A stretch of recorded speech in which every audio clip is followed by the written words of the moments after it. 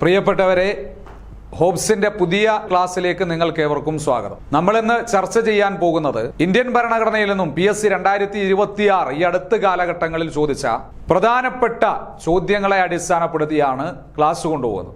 24/1/2026 female assistant പ്രിസണർക്ക് ചോദിച്ച ചോദ്യമാണ് ഇവിടെ നിങ്ങൾക്ക് ഈ സ്ക്രീനിൽ കാണുന്നത്.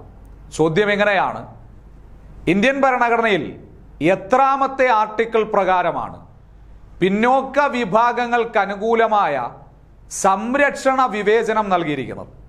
ഇന്ത്യൻ ഭരണഘടനയിൽ എത്രാമത്തെ ആർട്ടിക്കിൾ പ്രകാരമാണ് പിന്നോക്ക വിഭാഗങ്ങൾക്ക് അനുകൂലമായ സംരക്ഷിത വിവേചനം നൽകിയിരിക്കുന്നത്? Option A article 15 close 6, option B article 15 close 1, option C article 16 close 4, option D article 17 ആണ്. അപ്പോൾ ഇതിൽ ശരിയായ ഉത്തരം വരുന്നത് ഓപ്ഷൻ സി ആണ്, ആർട്ടിക്കിൾ 16 ക്ലോസ് 4 ആണ്. അപ്പോൾ നമുക്ക് ഈ മൗലിക അവകാശങ്ങൾ എന്നുമാണ് ഈ ചോദ്യം പ്രധാനമായിട്ടും പരീക്ഷകൾക്ക് ചോദിച്ചത്. അപ്പോൾ മൗലിക അവകാശങ്ങളിലെ ആർട്ടിക്കിൾ 16 വിവിധ ക്ലോസുകളിൽ നിന്നും വന്ന പ്രധാനപ്പെട്ട ചോദ്യങ്ങളാണ് അവിടെ ചോദിച്ചിട്ടുള്ളത്. അപ്പോൾ ഈ അടുത്ത് പരീക്ഷകൾക്ക് പുതിയ പാഠപുസ്തകത്തിൽ നിന്നും ചോദിച്ചതാണ്. നമുക്കറിയാം, ഇന്ത്യൻ ഭരണഘടനയിൽ ഭാഗം 3 ആർട്ടിക്കിൾ 12 മുതൽ 35 വരെ മൗലിക അവകാശങ്ങൾ അല്ലെങ്കിൽ ഒരു പൗരന്റെ അവകാശങ്ങളെ സംബന്ധിച്ച് പരാമർശിച്ചിരിക്കുന്നു. മൗലിക അവകാശങ്ങളെ സംബന്ധിച്ച്. അപ്പോൾ ഇവിടെ ഭാഗം 3 രേഖപ്പെടുത്തിയിരിക്കുന്ന ചിത്രമേത്? ഇന്ത്യൻ ഭരണഘടനയുടെ ഒറിജിനൽ പതിപ്പിലെ ഭാഗം 3 രേഖപ്പെടുത്തിയിരിക്കുന്ന ചിത്രമേത് എന്നാണ് ചോദിച്ചിട്ടുള്ളത്. ചോദ്യം പ്രധാനമായിട്ടും അത്തരത്തിൽ പരീക്ഷകൾക്ക് വന്നിട്ടുണ്ട്. അതായത് ശ്രീരാമന്റെയും സീതയുടെയും ലക്ഷ്മണന്റെയും ചിത്രം. ശ്രീരാമൻ, സീത, ലക്ഷ്മണൻ. അപ്പൊ ഈ ക്വസ്റ്റ്യനിൽ നിന്നും നമുക്ക് ചോദിച്ച ചോദ്യങ്ങളെ അടിസ്ഥാനപ്പെടുത്തി നോക്കാം. അപ്പൊ ആർട്ടിക്കിൾ 16 നിന്നാണ് അവിടെ ചോദ്യം വന്നിട്ടുള്ളത്. 16 ക്ലോസ് 4 ആൻസർ വരുന്ന രീതിയിലാണ് ഈ ക്വസ്റ്റ്യനിൽ ചോദ്യം പ്രധാനമായിട്ടും ചോദിച്ചിട്ടുള്ളത്. അപ്പോൾ ആർട്ടിക്കിൾ 16 മൗലികാവകാശങ്ങളിലെ ആർട്ടിക്കിൾ 16 എന്തിനെ സംബന്ധിച്ചു പരാമർശിച്ചിരിക്കുന്നു എന്ന് ചോദിച്ചാൽ അവസര സമത്വത്തെ പറ്റിയാണ്. അവസര സമത്വത്തെ പറ്റി പരാമർശിച്ചിട്ടുള്ള ഇന്ത്യൻ ഭരണഘടനയിലെ ആർട്ടിക്കിൾ ഏത്? ആർട്ടിക്കിൾ 16. ഈ 16 6 ക്ലോസുകൾ പ്രധാനമായിട്ടുമുണ്ട്. എത്ര ക്ലോസുകളുണ്ട്? 6 ക്ലോസുകളുണ്ട്. അപ്പോൾ അതിൽ 16 close 1, 16 close 2, 16 close 3, 16 close 4, 16 close 5, 16 close 6 എന്നിങ്ങനെ ആർട്ടിക്കിളിനെ തരംതിരിച്ചു. അപ്പോൾ അതിൽ ആദ്യത്തെ ആർട്ടിക്കിളാണ് 16. അതിൽ പറയുന്നു അവസരത്തെ സമത്വം. ഇനി അതിന്റെ വിശദീകരണങ്ങളാണ് ഓരോ ക്ലോസുകളും പറയുന്നത്. അത് നമുക്ക് എന്താണ് എന്ന് നോക്കാം. ആർട്ടിക്കിൾ 16 ക്ലോസ് 1, ആർട്ടിക്കിൾ 16 ക്ലോസ് 1 എന്താണ് പരാമർശിച്ചിരിക്കുന്നത് എന്ന് ചോദിച്ചാൽ പൊതുനിയമനങ്ങളിലെ അവസര സമത്വമാണ്. പൊതുനിയമനങ്ങളിൽ ആൺ പെൺ വ്യത്യാസമില്ലാതെ എല്ലാവർക്കും തുല്യ അവസര സമത്വമാണുള്ളത്. നമുക്കറിയാം, സർക്കാർ നിയമനങ്ങളിൽ. ഇപ്പോൾ സർക്കാർ നിയമനങ്ങളിൽ വനിതകൾക്ക് പ്രത്യേകമായി റിസർവേഷൻ ഇല്ല, പുരുഷന്മാർക്ക് പ്രത്യേകമായി റിസർവേഷൻ ഇല്ല. എല്ലാവർക്കും തുല്യ അവസര സമത്വം. പരീക്ഷ എഴുതിയാൽ പുരുഷനെന്നോ സ്ത്രീയെന്നോ ഭേദമില്ലാതെ എല്ലാവർക്കും തുല്യ അവസര സമത്വമാണുള്ളത്. അപ്പോൾ പൊതുനിയമനങ്ങളിൽ ആൺ പെൺ വ്യത്യാസമില്ലാതെ തുല്യ അവസര സമത്വമാണുള്ളത് എന്ന് പരാമർശിച്ചിരിക്കുന്ന ആർട്ടിക്കിളാണ് ആർട്ടിക്കിൾ 16 ക്ലോസ് 1. അതിനെ സിമ്പിളായിട്ട് പറയുമ്പോൾ പൊതുനിയമനങ്ങളിലെ അവസര സമത്വം.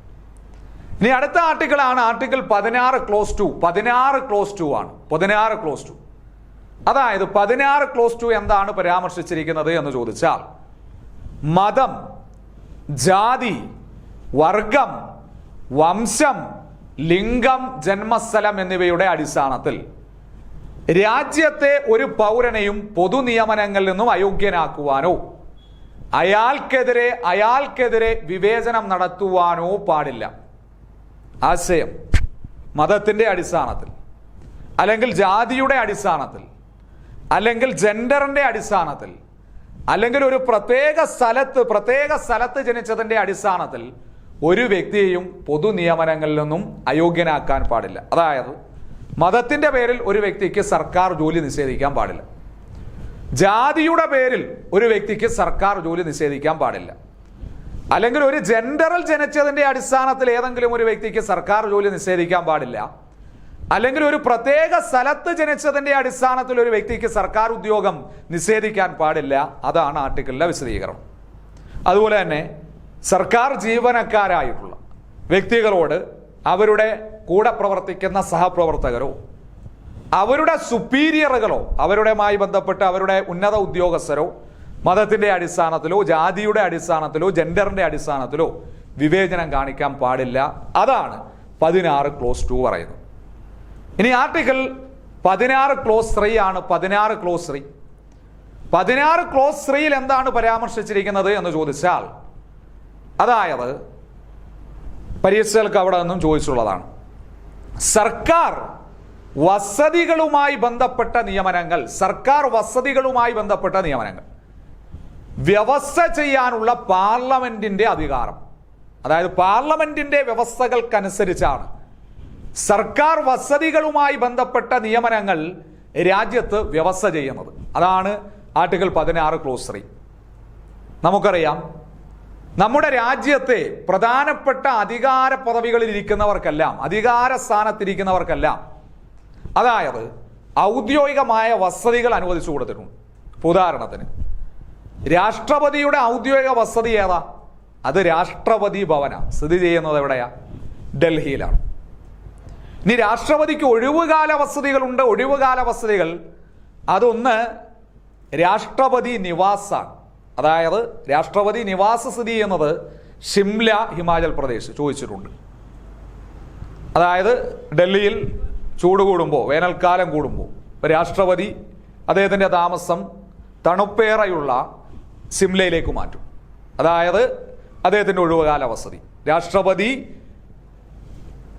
നിവാസ് ഷിംലയിലാണ്.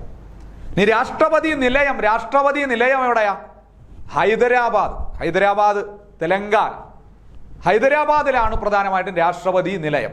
രാഷ്ട്രപതി നമ്മുടെ ദക്ഷിണേന്ത്യയിലേക്ക് വരുമ്പോൾ അദ്ദേഹം വിശ്രമിക്കുന്നത് പ്രധാനമായിട്ടും രാഷ്ട്രപതി നിലയത്തിലാണ്. അപ്പോൾ അങ്ങനെ ഔദ്യോഗിക വസതികളുണ്ട്.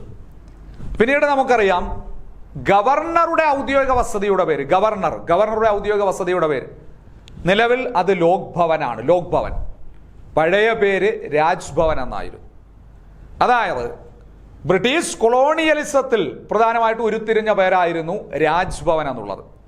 അധികാരികളുടെ വസതി എന്നാണ് രാജ്ഭവന്റെ പേര്. എന്നാൽ പ്രധാനമായിട്ടും ആ പേര് കൊളോണിയൽ പേരെന്ന നിലയിൽ പ്രധാനമായിട്ടും അത്തരത്തിൽ ആ പേരിനെ നിലവിൽ മാറ്റം വരുത്തി. നമ്മുടെ തദ്ദേശീയപരമായുള്ളൊരു പേര് ഗവർണറുടെ വസതികൾക്ക് നൽകി. അപ്പോൾ ഗവർണറുടെ നിലവിലെ ഔദ്യോഗിക വസതിയുടെ പേരാണ് ലോക് ഭവൻ, അല്ലെങ്കിൽ ജനങ്ങളുടെ വസതി എന്നാണ് അതിൻ്റെ മലയാള അർത്ഥം. അപ്പോൾ ഗവർണറുടെ വസതി അവിടെ നിന്നും PS ചോദിച്ച ചോദ്യമാണ്. അതായത് അതായത് ഗവർണറുടെ ഔദ്യോഗിക വസതിയായിട്ടുള്ള, നിലവിലെ വസതിയായിട്ടുള്ള ലോക് ഭവൻ എന്ന പേര് നിർദ്ദേശിച്ചത് ആര്? അത് രാജേന്ദ്ര വിശ്വനാഥ് ആർലേക്കറാണ്. രാജേന്ദ്ര വിശ്വനാഥ് ആർലേക്കർ, കേരളത്തിന്റെ ഗവർണറായിട്ടുള്ള രാജേന്ദ്ര വിശ്വനാഥ് ആർലേക്കർ. അത് ഇപ്പോഴെങ്ങും അല്ല അദ്ദേഹം പേര് നിർദ്ദേശിച്ചത്. 2002 AB വാജ്പേയി സർക്കാരിന്റെ കാലഘട്ടത്തിൽ ഹിമാചൽ പ്രദേശിലെ ഗവർണറായിരുന്നു ഈ രാജേന്ദ്ര വിശ്വനാഥ് ആർലേക്കർ. അപ്പോൾ അദ്ദേഹം പ്രധാനമായിട്ടും ആ സമയത്ത് ഈ ഗവർണറുടെ വസതികളുടെ പേര് മാറ്റണം എന്നാവശ്യപ്പെട്ടിരുന്നു. പക്ഷേ പ്രധാനമായിട്ടും AB വാജ്പേയി സർക്കാർ പെട്ടെന്ന് തന്നെ അവർക്ക് ഭരണം നഷ്ടമായി, അത്തരത്തിൽ പുറത്തു പോകേണ്ടതായിട്ട് വന്നു.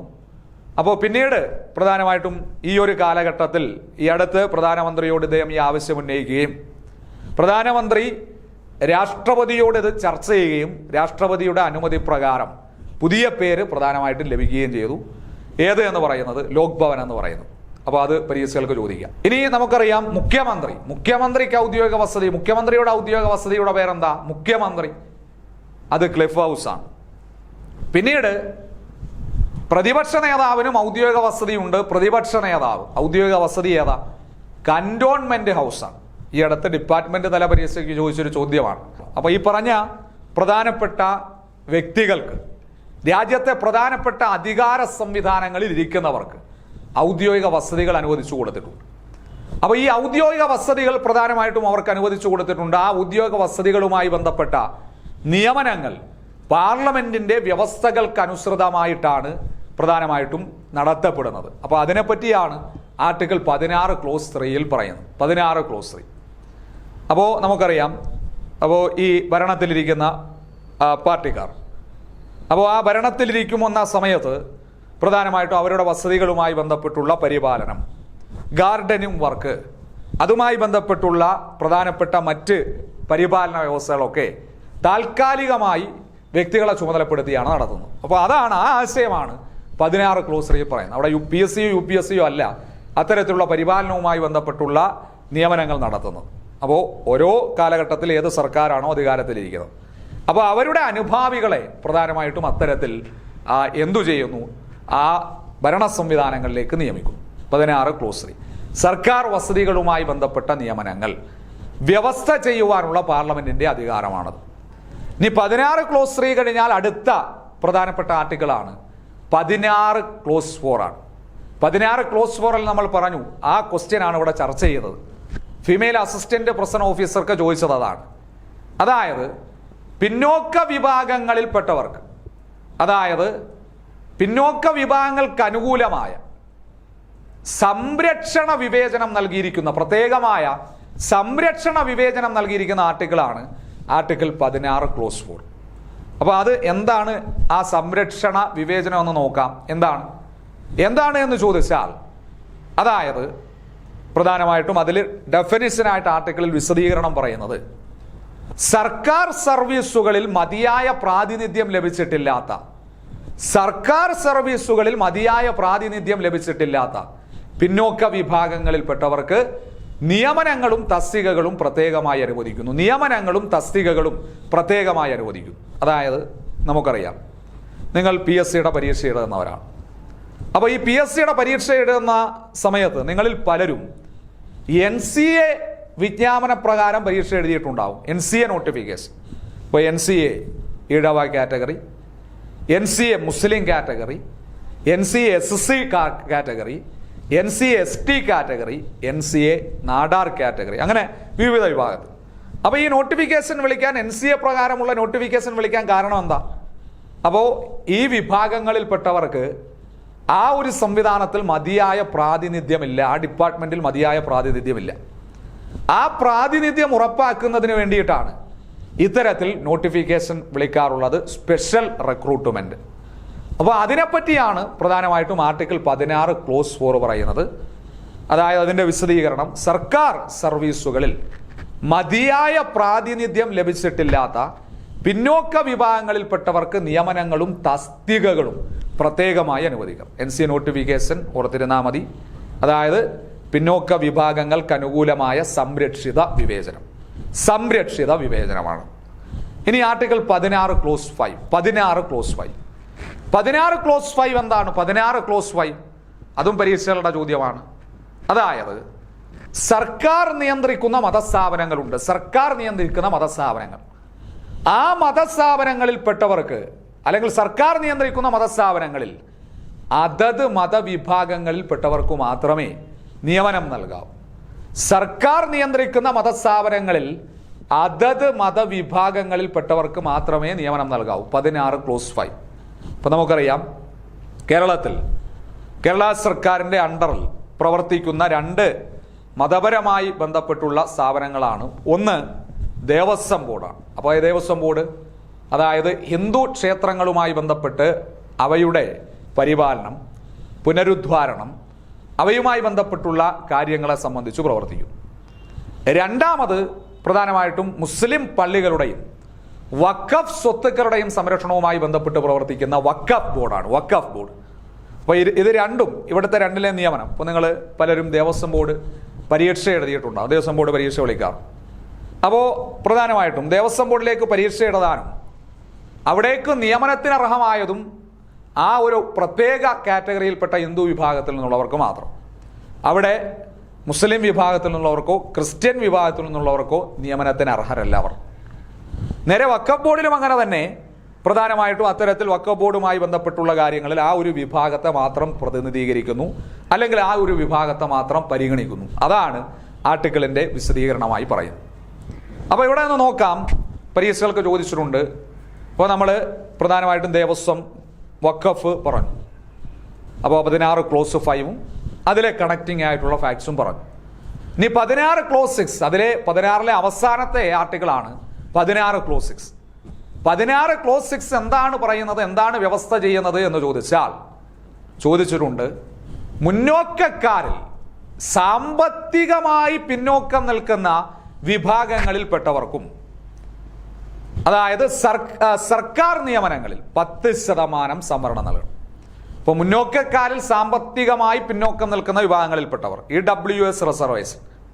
അപ്പോൾ അതിനെപ്പറ്റി അവർക്ക് 10% സർക്കാർ നിയമനങ്ങളിൽ സംവരണം നൽകണം. അപ്പോൾ അതിനെപ്പറ്റി പരാമർശിച്ചിരിക്കുന്ന ആർട്ടിക്കിളാണ് ആർട്ടിക്കിൾ 16 ക്ലോസ് 6. അപ്പോൾ ഉദാഹരണത്തിന് മുന്നോക്ക വിഭാഗങ്ങളിൽപ്പെട്ടവരായിട്ടുള്ള ബ്രാഹ്മണർ, നായർ, പിസാരടി, നമ്പ്യാർ, മേനോൻ തുടങ്ങിയ വിഭാഗങ്ങൾ. അപ്പോൾ അവർ കുടുംബ വാർഷിക വരുമാനം അവരുടെ 8 ലക്ഷത്തിൽ താഴെ ആണെങ്കിൽ അവർക്ക് പ്രധാനമായിട്ടും ഈ EWS റിസർവേഷന് അവകാശമുണ്ട്. അപ്പോൾ അവർ ഈ പറഞ്ഞിട്ടുള്ള കാറ്റഗറിയിൽപ്പെട്ടവരാണെങ്കിൽ PSCയുടെ പ്രൊഫൈലിൽ അത്തരത്തിലുള്ള സർട്ടിഫിക്കറ്റിൽ ഹാജരാക്കിയാൽ അവർക്ക് ആ നിയമനത്തിനുള്ള അർഹതയുണ്ട്. അപ്പോൾ നിങ്ങൾ പലരും അത് ചെയ്തിട്ടുണ്ടാകും. അപ്പോൾ അത് ഏത് ആർട്ടിക്കിൾ പ്രകാരം എന്ന് ചോദിച്ചാൽ അതിൻ്റെ അവകാശം ആർട്ടിക്കിൾ 16 ക്ലോസ് 6 ആണ്. 16 ക്ലോസ് 6. ഇനി നമുക്കറിയാം ഈ ആർട്ടിക്കിൾ 16 ക്ലോസ് 6, അതുപോലെ തന്നെ ഇതിന്റെ മുൻപേയുള്ള ആർട്ടിക്കിൾ 15 ക്ലോസ് 6. 15 ക്ലോസ് 6 പറയുന്നത് മുന്നോക്കക്കാരിൽ സാമ്പത്തികമായി പിന്നോക്കം നിൽക്കുന്ന വിഭാഗങ്ങളിൽപ്പെട്ടവർക്ക് വിദ്യാഭ്യാസ സ്ഥാപനങ്ങളിൽ 10% സംവരണം. സർക്കാർ നിയമനങ്ങളിൽ 10% സംവരണം 16 ക്ലോസ് 6. വിദ്യാഭ്യാസ സ്ഥാപനങ്ങളിൽ 10% സംവരണം അത് 15 ക്ലോസ് 6. അപ്പോൾ ഈ രണ്ട് ആർട്ടിക്കിളും 15 ക്ലോസ് 6ഉം 16 ക്ലോസ് 6ഉം മൗലിക അവകാശങ്ങളിലേക്ക് പാർട്ട് 3യിലേക്ക് കൂട്ടിച്ചേർത്ത ഭേദഗതി ഏത് ഭേദഗതി വഴി? 103-ാം ഭേദഗതി. 103-ാം ഭേദഗതിയാണ്. 103-ാം ഭേദഗതി എന്തിനെ സംബന്ധിച്ച? മുന്നോക്ക സമുദായ സംവരണം. മുന്നോക്ക സമുദായ സംവരണം എന്താണ് മുന്നോക്ക സമുദായ സംവരണം?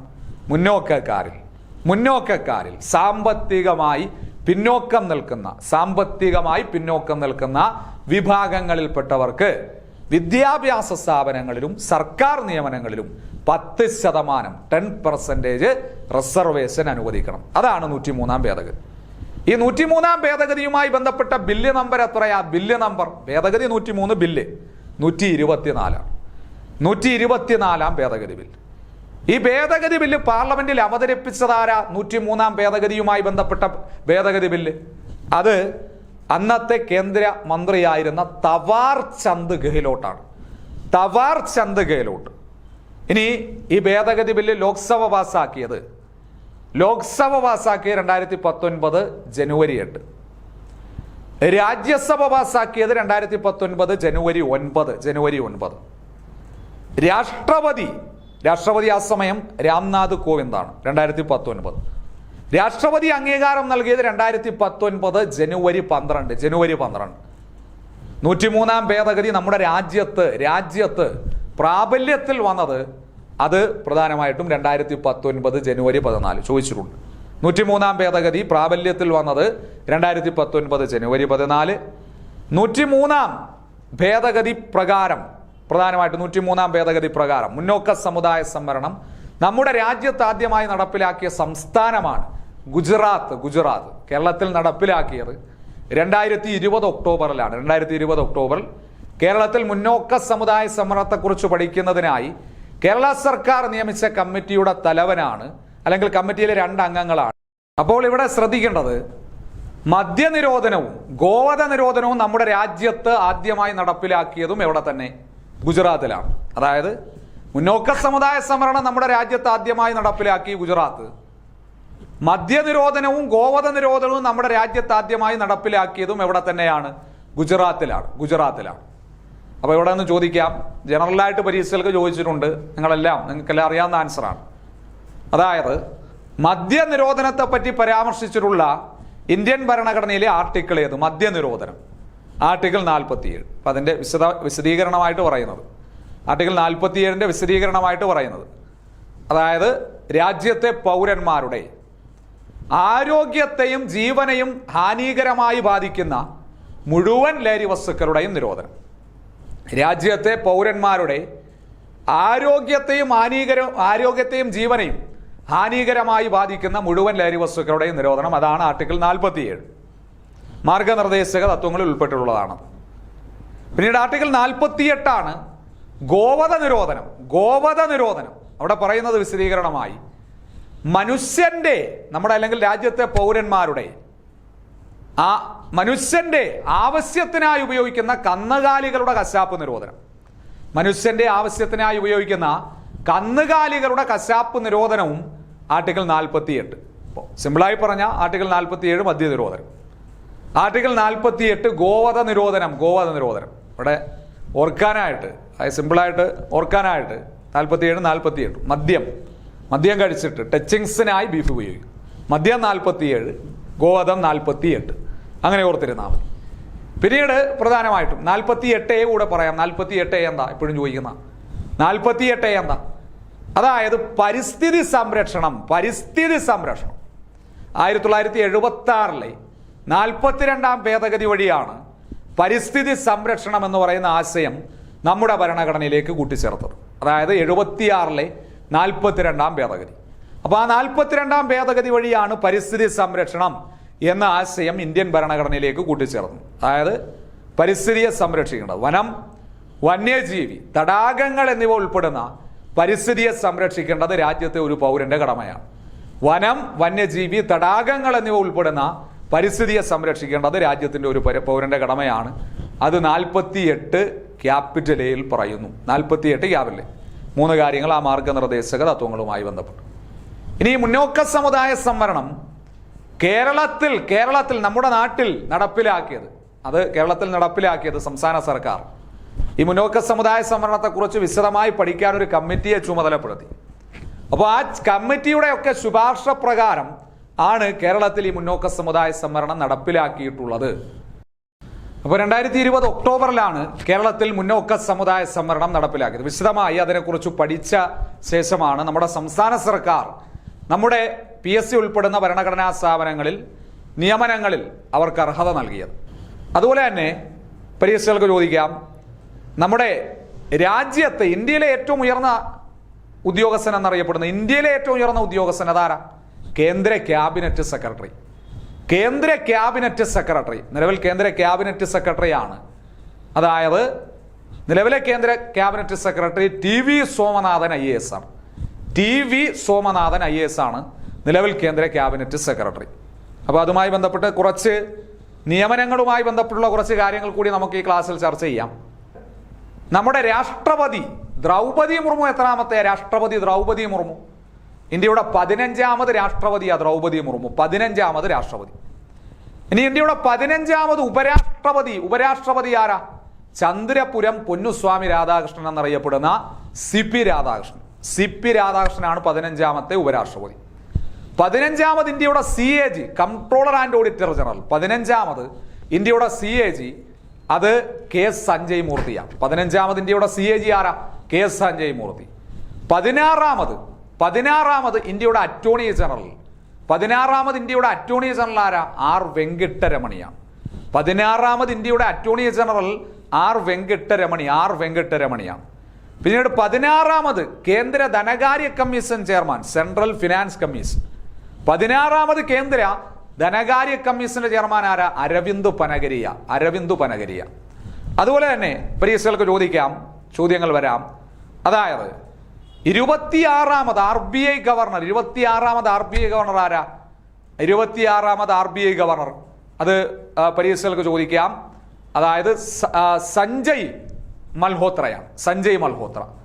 അതുപോലെ തന്നെ 26ാമത് കേന്ദ്ര മുഖ്യ തെരഞ്ഞെടുപ്പ് കമ്മീഷണർ അത് ഗ്യാനേഷ് കുമാറാണ്.